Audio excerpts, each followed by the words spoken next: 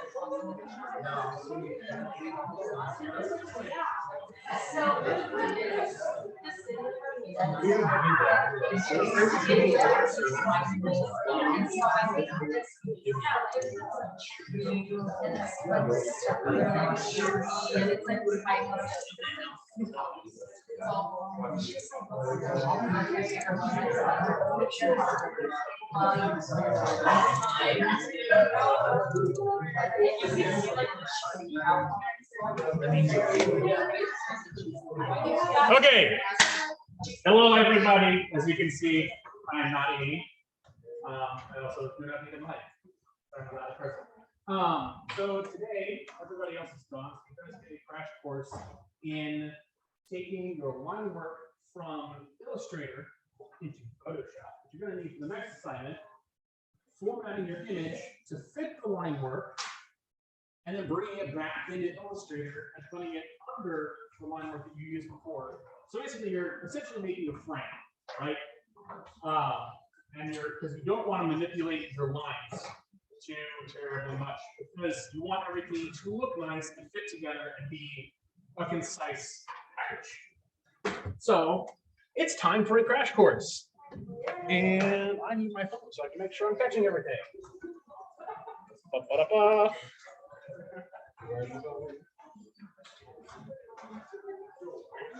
Again, if you guys were not here when I announced it earlier, email me with stuff about the sketchbook participation stuff, like so we have everything lined out and set, if you know what I mean. Okay. So how many of you guys, by show of hands, have Illustrator on your computer right now? How many of you guys have a mouse? Pull out your computer, pull out your mouse. This will go a lot better for you if you have, rather than going and just watching me do it, if you're following along at the same time. Yes, I'm recording.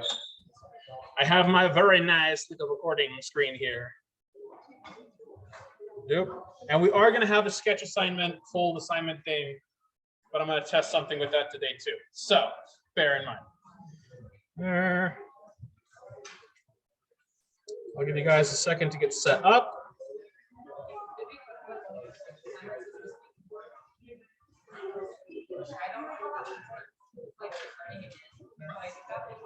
La pictura. La pictura.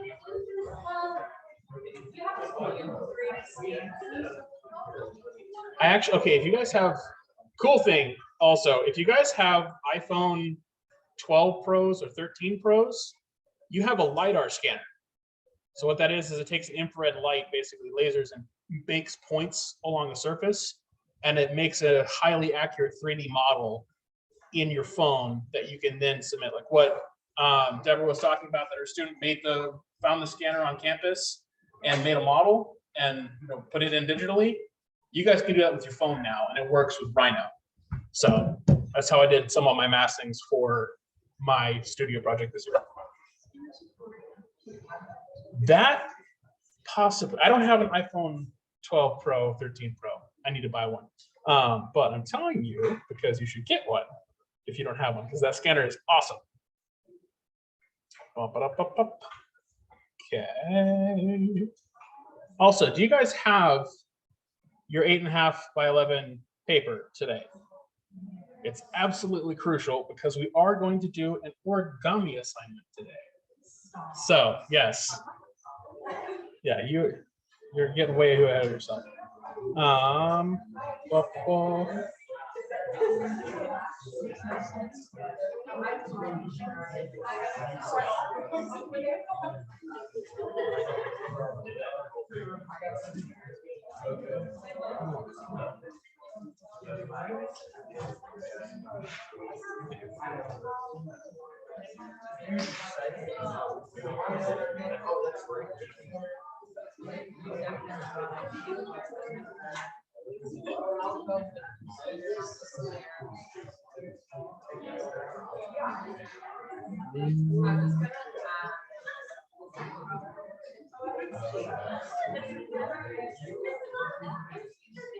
Okay.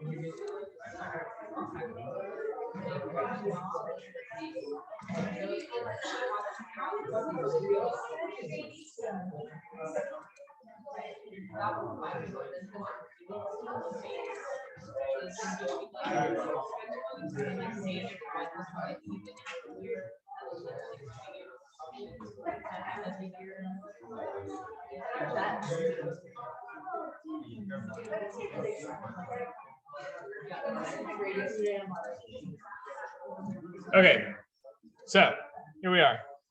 As you can see, I have made box. It's just a regular box, nothing special about the box. But essentially what you're going to want to do is say you have this and you're wanting to align a photo to the box.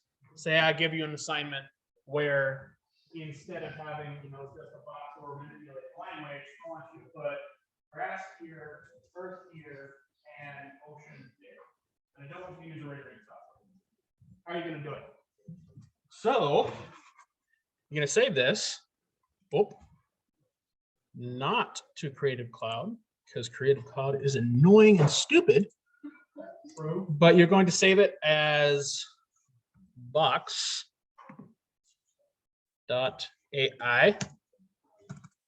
It'll do with the AI on its own. So it is in box on my desktop. Boom, bam. Then we're going to go to Photoshop. So we're going to another program. Very scary, I know. Just going to open up the box. Now, what you guys want to do is, whoa, what the heck? That's weird. What you guys want to do is make sure you don't screw with the aspect ratio of this. So if you leave this alone and you don't mess, like you don't, grab this point here and do something stupid, like make it larger like I just did, then you'll save yourself a whole lot of pain. What the heck? Why is it not working? There we go. You'll save yourself a whole lot of pain later on coming back and trying to realign things, because at the end of the day, with this, your image is going to be the same size and the same aspect ratio in Photoshop as it is in Illustrator. When you bring it just directly between the two and you go from one to the other and back, it stays the same size, which eliminates a ton of hassle. Trust me, I've been there. You don't want to repeat my mistakes. So we're going to open up a new window of Chrome, and I am going to go ahead and grab an image of water. That's a nice image.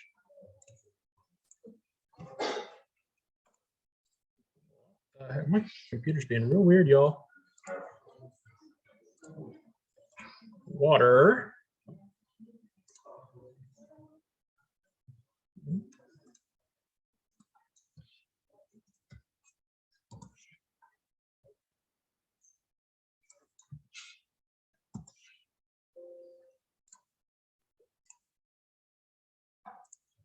If you guys have watched Avatar: The Last Airbender, you can kind of see where I'm going with this. Only I'm not going to do air because, meh, I don't feel like it.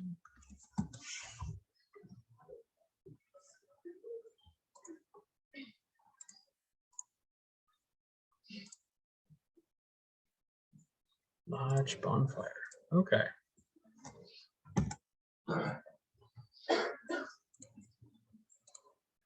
So if you guys want to like follow along and do this on your own, I would highly recommend it because you'll make your life easier. Because then you will be like, oh yes, I remember Matt talking about this. But what did Matt actually say? Oh wait, I did it. I didn't just listen. Wisdom of the wise. Okay. So how many of you guys have actually used Photoshop? Like, and are reasonably familiar with it? Bruno, I know you are. Okay, so this handy dandy tool right here is your polygonal lasso tool. Shwink. Very nice. So basically I can go and I can zoom in and I can select this area that is my box. And see, I made a mistake in Illustrator. Bonk. I can select that area, right? Very nice. And I can delete everything that's within it, or I can just go and just do many things with it. Bonk. Some of this stuff will go slower because my computer is being wonky. I'm just going to go ahead and delete all this white space here and make the box happy and empty. So we're going to copy this. I do everything by copying the entire layer from one to the other.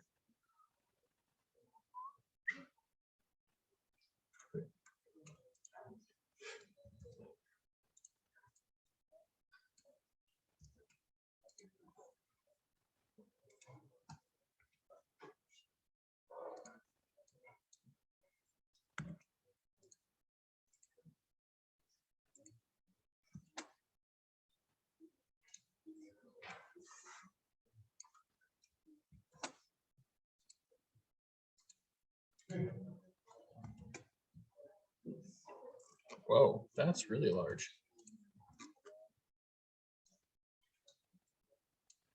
See, this is where aspect ratio comes into play quite heavily because you can see that that one came in huge where this one here is tiny. Okay. So which one do you guys want to go on the front surface? Earth. Earth? Okay. Now, you might ask yourself, how is he going to get this to fill that shape? Right? I could just go and have it be filling all the way like that. You see how it's not all the way there, right? I can go through and I can distort this thing. Going to transform, distort. And I can just pull it all over the place, exactly to where I want it to be. And now it fills that box. And I can put it behind the box, and I can see where it is in relation to my line work. See, now it's that front face. And you can play with the opacity and bring it up, bring it down. So it's kind of like almost as if the earth is a window. You're looking through the earth. I don't know. That is up to personal opinion. But so we have that one. That one's done. Very nice. Now, this side, what are we doing? Water or fire? Fire. Fire? Fire. So this one is more difficult. So we're going through, you're running, okay, how exactly is this going to be transformed to fit it? Well, I'm here to tell you it can be done.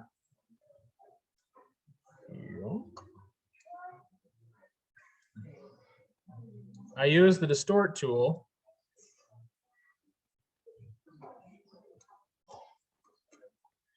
You can get some wild stuff going on when you do this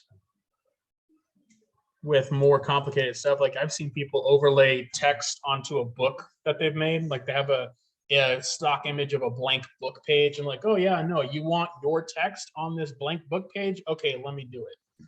I'm not going to do that because I don't like that tool very much and I don't use it.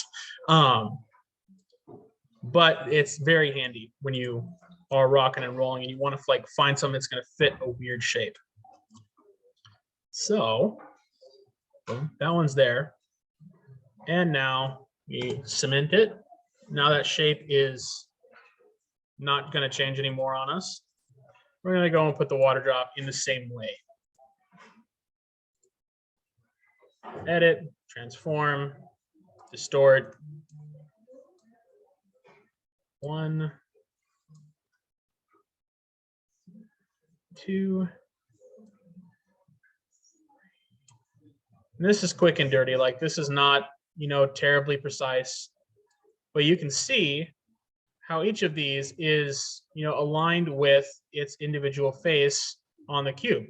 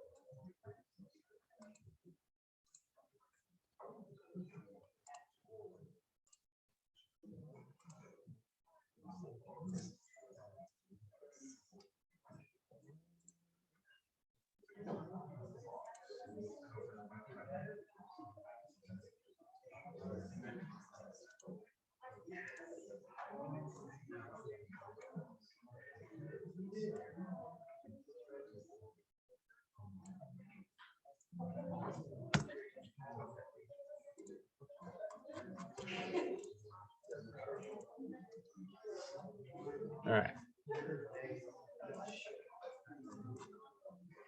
Now, it's not entirely perfect, because the box wasn't entirely perfect in the first place, and I don't see fit to go through and fix it again. But we're going to save this as a Photoshop file. Yoink. Box.psd. I'm going to go back onto the desktop. Okay.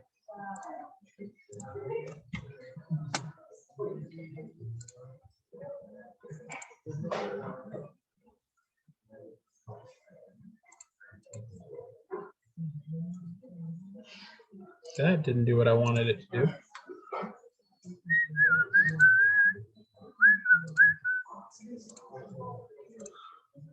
All right, so I have my Photoshop image pulled into Illustrator now. You can see it came from Photoshop to Illustrator at the exact same size as I wanted it to be. So I can go through after I hit enter, and I can arrange this and send it to the back.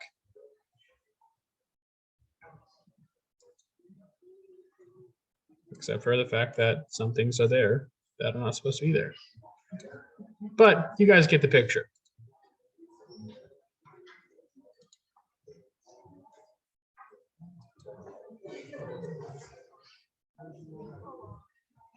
There you go. Boom. But the biggest thing is you take your line work out of Illustrator, open it directly in Photoshop, manipulate your image to where it fits the line work, save that after turning off the line work layer that you had when you were in Photoshop, bring it back into Illustrator, stick it behind your original piece, and it'll snap exactly where you want it to be. And it'll be one for one. You won't have to screw with aspect ratios. You won't have to screw with perspective. None of that. It makes things clean. It makes things professional. It makes things, you know, take a lot less time than they would have normally. So, and then if you want to, like, you can save this as a JPG. I like to save it as a Photoshop file, because then if I update this, like, I'm not having to go and flatten the image. I'm not having to go and like replace it completely. If you save it as a link and open it in Illustrator, you're going through and you can make changes to your Photoshop file and, you know, like open it up in Illustrator again. It'll say the link has changed, etc. You just hit update and it'll automatically update. You don't have to go and, you know, resize things or resnap things. It's just literally 1, 2. Save, open, save, reload, update, etc. It does it on its own, which is one of the things I like about Adobe in general. But now, say I want to go through and I want to have this be floating in a sky, right? I need to do this in Photoshop. So Photoshop is ridiculously powerful for a number of reasons. And say you guys are going through and, you know, you're wondering, okay, I need to make a sky. Don't you, like, you can Google how to make a sky in Photoshop and it will give you a really stupid answer. Go to the render tab.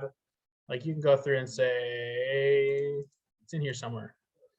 It's like, you go up in here and you'll find, you'll say render, and then it'll make a sky, but it'll look like a funky bluish clouded sky. What I do is you go online, you find yourself a brush. And that brush, you go through, you say, okay, this one is filled with, I don't know, stroke, seem like a blue.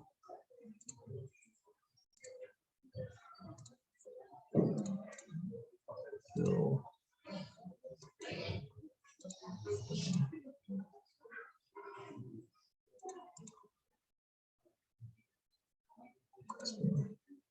Blue. Okay. Why are you not cooperating?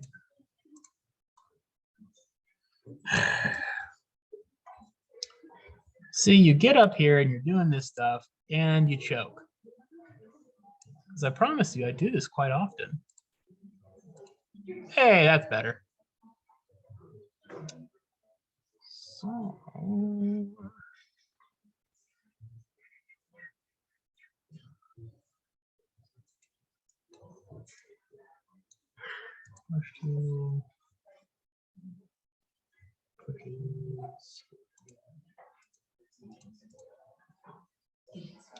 so I have quite a few brushes in here. At least I used to before they apparently got deleted. But essentially, you can go through and, you know, take these different brushes, and it'll have, you have different options you can use with it. But you go through, yes, rasterize a shape. Yoink. Where's my color?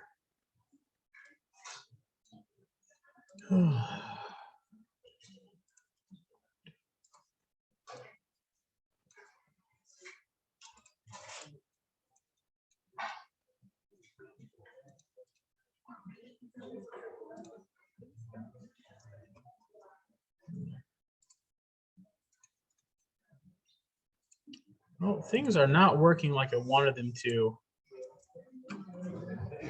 unfortunately. So we are going to forego this. There we go. That's better. So basically, you can go through and, like, you have these different brushes. You can change the spacing on them. You can change the hot size of them. You can change a lot of different elements and go through and download different aspects, like different shapes you want to use. You change the color. Like, I had a cloud pack that I had downloaded. I don't know where it's gone. But basically you could just go through and just click, and it had like different cloud shapes that would come in and appear, and you just have white fluffy clouds rather than having to go through and take an image, Photoshop it in, change things around, and go through an entire headache of a process. But that is not nearly as important as what we are about to do. We are going, if things will open. I don't want Photoshop anymore. I don't care about Photoshop. I want to open Chrome.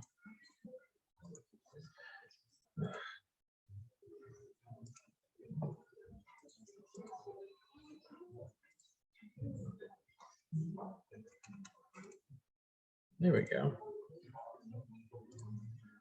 Today's sketch assignment is origami. So, pulling it up real quick.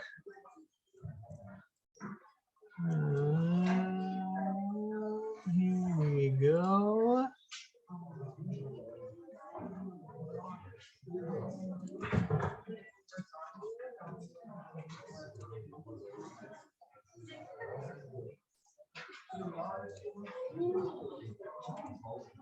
Okay, so we are making jumping frogs.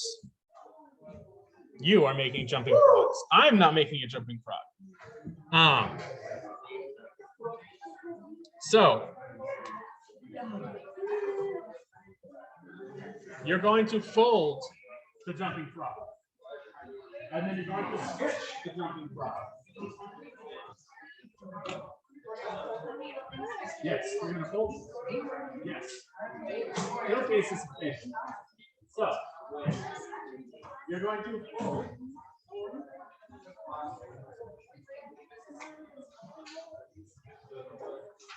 So you have an 8.5 piece of paper, right? You're going to want to fold it towards roughly square. I like this kind of, it's got the whole ream of paper. So if anybody needs paper, definitely go out and get paper from him, because it has to be 8.5 by 11. But so you're gonna go and you're gonna fold the jumping frog. See? Jumping frog. It's quite easy. Then you're going to go through your best sketch the frogging plan, elevation, and it's reading. And I will let you guys enjoy.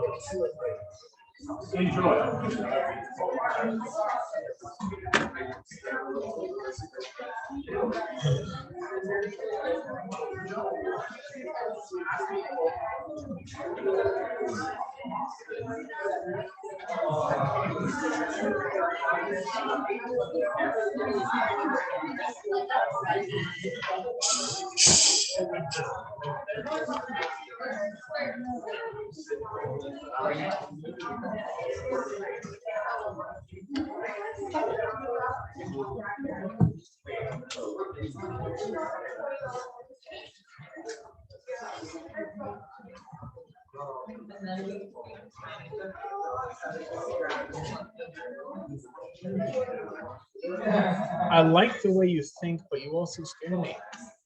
Tiny jumping frogs. I'm gonna be finding them all over the classroom.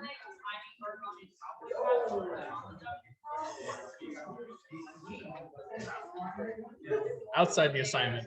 Do that after class.